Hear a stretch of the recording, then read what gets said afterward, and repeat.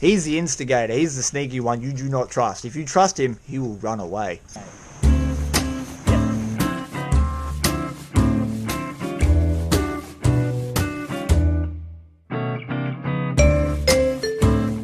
I've got a theory about how this and this go together.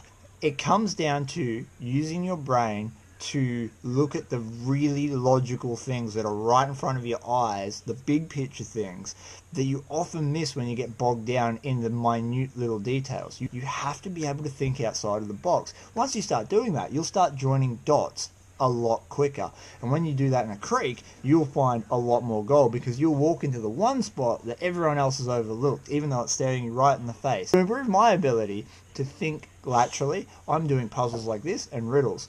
So without further ado, we're going to get into this. I'm going to give you another riddle, and I'm going to give you the answer to the riddle that I gave you in the last video. The links for those videos are in the description. Just before we crack this bad boy open, I want to cover the riddle that we did at the start of the last episode of Bogus Prospecting. The riddle was quite simple. It was a father and son are traveling down a highway and they get into a horrible car accident. Unfortunately, the father dies and the child is rushed immediately to hospital. Upon arriving at the emergency ward, the doctor looks down at the child and says, "I am afraid I cannot operate on this patient, for he is my son." Now, the answer is the doctor was the mother. Now, it becomes really obvious when you look at it like that, doesn't it? But it's made tricky because the whole connotation leading up to it is father-son. So you're thinking male the whole way through, and then the general stereotype for a doctor is a male. So your brain has to think laterally, who else can have a son? And that would be the mother. So Hanayamana, I'll probably pronounce that terribly, but made from Cast Puzzles, and made by a company called Be Puzzled. I'll open it up and see what we get in the box. If I can't open the box, that will be a bad start. It's got tape on it, that's why. So it says, can you take it apart and now try and put it back together again? Oh wow, they've got a lot of puzzles. This is the puzzle. And the goal is to get these rings separated.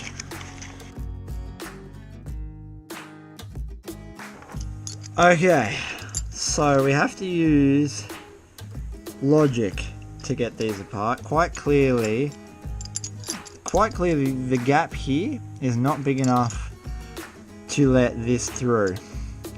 But there are there's a couple of things I could notice straight away that are different on each one. So for instance, the ring on the right here has a notch. So I'm betting that notch has something to do with it. They also have dots on the end ring. So this end ring's got 1, that's got 2, and that's got 3. So potentially in order. That's also got a different notch on it once again. So you got 1 notch on the end ring. The other end ring has a different placed notch. Okay, let's try and get it out. So I'm thinking that these little standouty bits here have to hook into these notches for some reason. That would be the first place my mind goes. But why? But if we look at this gap here, that gap might slot into that lip somehow. But to do that, I'd have to twist it. Is it twistable? Maybe the dots have something to do with the order that they have to go in. So maybe you have to do this one first, and then these two will separate. Why would you have a notch there?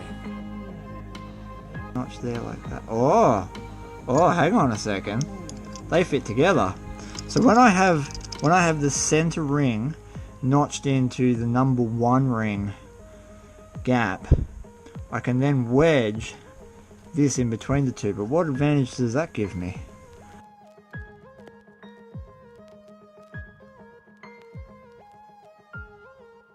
It's got to be something to do with that rolling. What if I roll this? Can I roll that?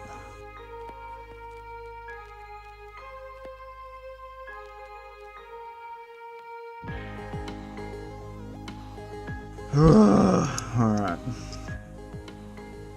Oh, hang on a minute. What if they... Alright.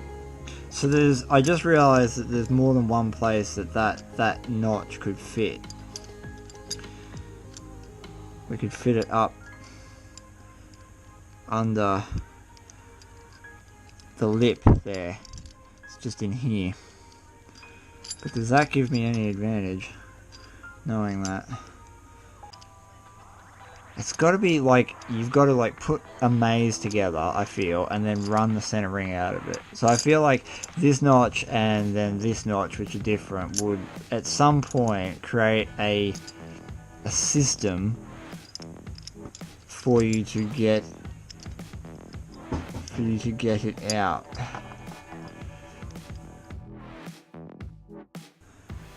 Alright, so this ring and this ring are not connected, so if I can switch that ring onto that ring, how would I do that?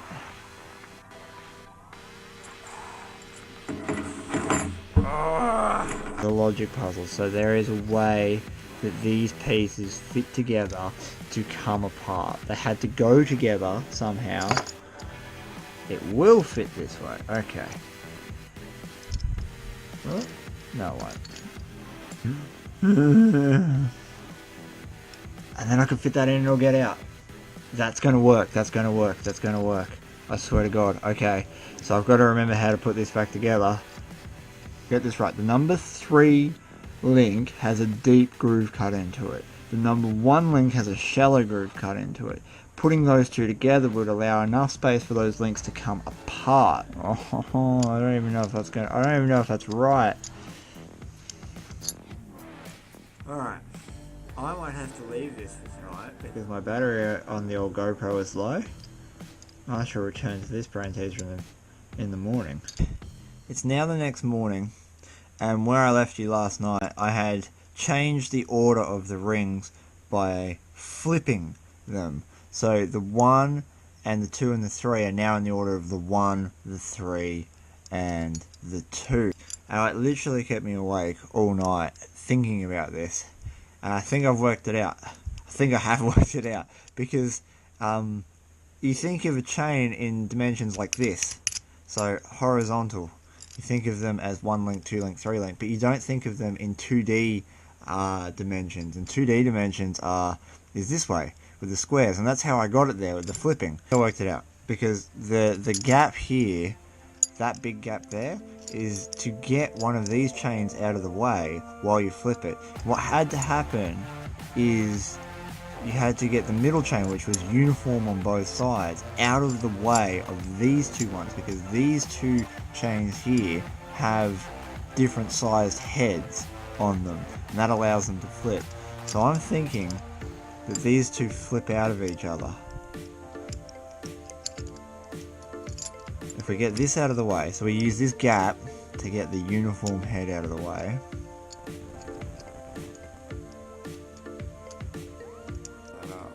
Oh! Oh! Alright. So the number 2 piece is the first piece to come off because that gets itself out of the way.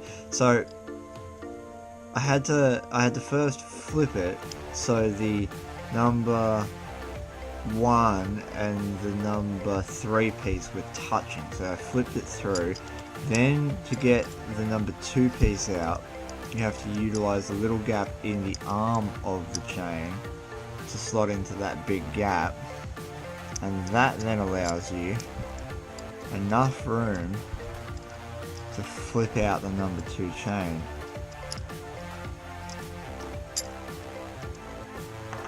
So theoretically speaking, these should just come apart now. Should.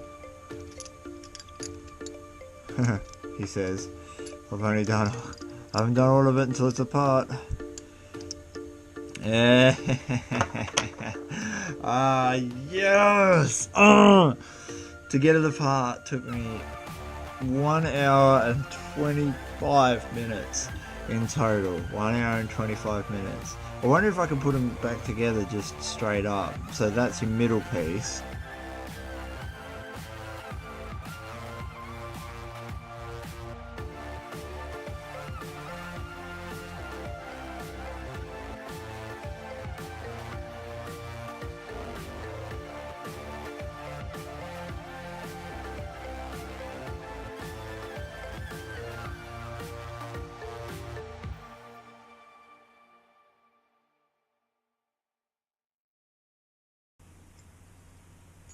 There we go. Got it. 1, 2, 3, in order. Taken it apart, put back together. I'm wearing a bathrobe, but I freaking did it. Awesome. That took so long to do. From start to finish, we're at 1.5 hours, thereabouts. That is a tricky puzzle. It's deceptively simple, but that was really cool to do. That was awesome fun. These sort of brain exercises are what keep you, well, fights off Alzheimer's doing puzzle things like this, which is really cool. But more importantly, for me, it expands your ability to logically think about a problem. So, you'd be in a gold bearing creek and not be able to find it. But then once you start thinking logically about the type of gold that you've got, and the way that the creek runs, and what sort of landscapes around you can start putting the pieces together. I want to get better at reading them. So that's what I've done. On another note, I wanted to talk to you about another prize that has been donated by Snowy Whips. So the fundraiser we are having in March, or that I'm having in March, I keep saying we, because me and all of my imaginary friends, the fundraiser I'm holding in March, a lot of people have jumped on board, and I'm showcasing all of the prizes that have been donated for the international giveaway, open to Australia and the rest of the world. These prizes are just amazing. We've got a gold nugget from Gary Two Toes. We've got a gator sluice from Croc Gold there in the last 2 videos that I've put up. And we've also got this bad boy. Now, I'm not taking it out of the plastic because I know if I do, I'll be tempted to try and crack it, and that will just end up in disaster. But this is a whip, a full-blown proper cattle whip. It's 6 foot long. It's an 8 braid, I think it was, an 8 plat, made with kangaroo leather. It is just amazing. It's got a 6x7 Turk's head knot on it, and these are things I'm learning about whips as we speak. So this can be all yours. It's worth $300, donated by Snowy Whips, and it's a beautiful bit of Australian-made equipment. So if you're a rancher out in Texas, or you're a sheep farmer, there's one person I'm talking to in particular here. If you're a sheep farmer, surely you'll need a whip. Look at this thing, it's beautiful. So thank you to Snowy Whips for donating this. It's a fantastic prize. I absolutely love it. It looks amazing, and I've been so tempted to play with it, but I'm not going to. I'm going to remain strong. Thank you very much for watching, guys. I hope you enjoyed this video. I'm out.